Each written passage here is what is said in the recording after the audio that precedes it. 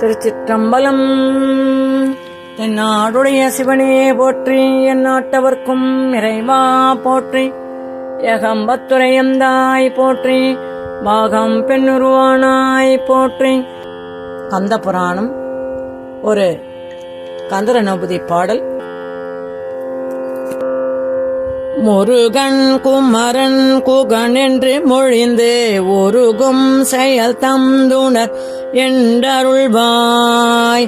முருகன் குமரன் குகன் என்று மொழிந்து ஒருகும் செயல் தந்துணர் வென்றருள்வாய். பொறுப்புங்கவரும் புவியும் பரவும் பொறுப்புங்குவயன் குண பஞ்சரனே. பொறுப்புங்கவரும் புவியும் பரவும் பொறுப்புங்கவயன் குண பஞ்சரனே. திருச்சிற்றம்பலம்.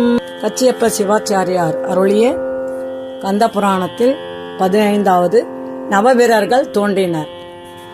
ஈசனுடைய நெற்றிக் கண்களிலிருந்து தோன்றிய தீப்பொறிகளின் உஷ்ணத்தை தாங்க மாட்டாது தேவி ஓடிய போது அவருடைய கால் சிலம்புகள் ஒன்றுடன் ஒன்று உரசின.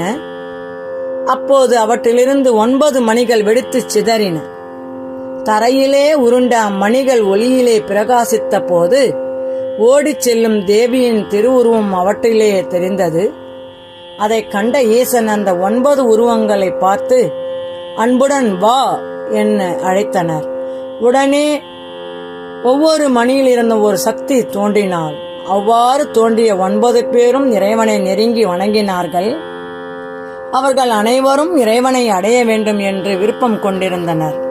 அதை உணர்ந்த ஈசன் அவர் உள்ளம் திருப்தி அடையட்டும் என அருளினார். அதன் காரணமாக அவர்கள் 9 பேரும் கருவுற்றார்கள். அச்சத்துடன் எழுந்து ஓடிய தேவி சற்று நேரத்திற்கெல்லாம் இறைவன் இருப்பிடம் திரும்பினாள்.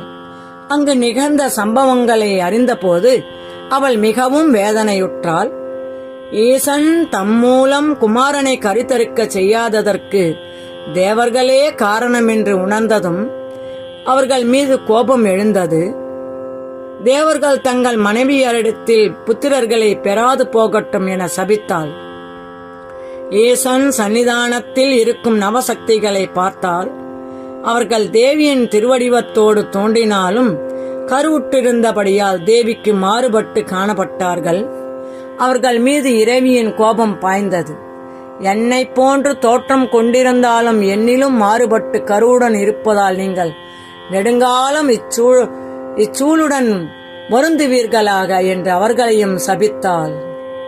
அந்த சாபத்தை கேட்டதும் அவர்கள் நடுநடுங்கி போய்விட்டனர். அவர்களுடைய உடல் வியர்த்து கொட்டியது. அந்த வியர்வையிலிருந்து 1,00,000 வீரர்கள் தோன்றி ஈசனை வணங்கினார்கள். இறைவன் அவர்களை பார்த்து மலர்ந்த முகத்தோடு, நீங்கள் அசுரர்களை அழிக்க வந்த நம் குமாரனுக்கு படை வீரர்களாக ஆவீர்கள் என்று திருவாய் மலர்ந்தார். அவர்கள் பரம சந்தோஷமடைந்து ஈசனை பலவாறு போற்றினர். இரவியால் சபிக்கப்பட்ட 9 சக்திகளும் தேவிக்கு பணிகளை செய்து கொண்டிருந்தனர். அவர்களுடைய கருவிலே வெளிப்பட முடியாது அங்கேயே வளர்ந்து கொண்டிருந்தன சிசுக்கள். அவர்களுடைய பாரத்தை தாங்க மாட்டாது நவசக்தியர்களும் வருந்தினர். நவசக்திகள் 9 பேரும் கர்ப்பத்தின் பாரம் தாங்காது வருந்துவதைக் கண்ட இறைவன் பார்வதியை பார்த்து, தேவி, இவர்கள் பட்ட கஷ்டங்கள் போதும், இவர்கள் விஷயத்தில் நீ மனம் இறங்க வேண்டும் என்று தெரிவித்தார். தேவியும் அவர்கள் படும் கஷ்டங்கள் கண்டு மனம் இறங்கியவளாய் அவர்கள் பிரசவிக்கலாம் என அருள் புரிந்தாள்.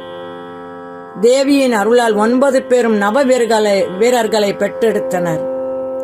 மாணிக்க வள்ளியிடத்தினில் வீரபாகுவும், முத்து வள்ளியிடத்தில் வீரகேசரியும், புஷ்பராக வள்ளியிடத்தில் வீர மகேந்திரனும், கோமேத வள்ளியிடத்தில் வீர மகேஸ்வரனும், வைடூரிய வள்ளியிடத்தில் வீர புரந்தரனும், வஜ்ரவள்ளியிடத்தில் வீர ராட்சசனும், மரகத வள்ளியிடத்தில் வீர மார்த்தாண்டனும், பவழவள்ளியிடத்தில் கூராந்தகனும், இந்திர நீல வள்ளியிடத்தில் வீர தீரனும் தோன்றினார்கள்.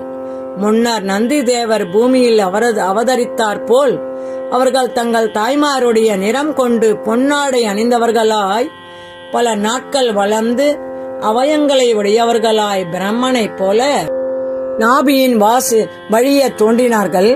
அவர்கள் 9 பேரும் ஈசனை நோக்கி, இவர்கள் அறிவிலும் ஆண்மையிலும் சிறந்தவர்கள், தமது புதல்வர்கள் ஆவார்கள் என்றார்.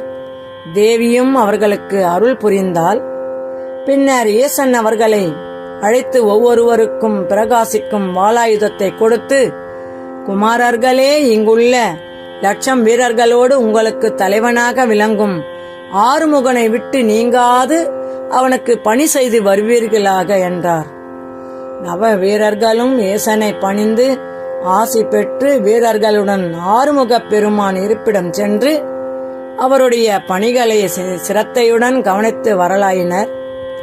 நவசக்திகளும் முன் போலவே தேவியுடன் இருந்து அவள் இட்ட ஏவல்களை முடித்து வந்தார்கள். திருச்சிற்றம்பலம்.